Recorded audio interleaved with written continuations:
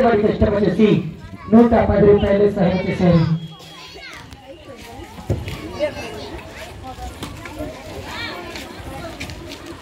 Vikas choker గారి 110 రూపాయలు సహాయకరం చేస్తున్నారు.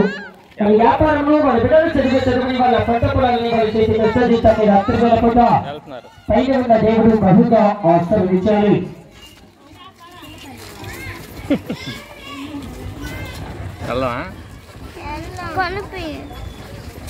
ఒక తల్లి గారి ఇంటికాడికి వెళ్ళి వచ్చి వాళ్ళ బిడ్డల చేత నా పేదవారికి ఒక పూట భోజనానికి 50 రూపాయలు ఇస్తాము.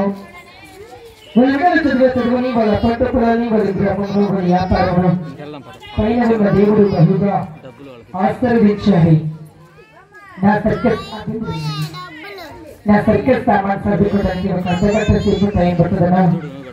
అరగంట వరకు నేను ఇక్కడే ఉంటానండి. ఎవరైనా భోజనానికి బియ్యం సహాయం చేసేవాళ్ళు, డబ్బులు ఇచ్చేవాళ్ళు మీ బిడ్డల చేత మీ ఇంటి ధర్మంలో మరి పంపించగలరు.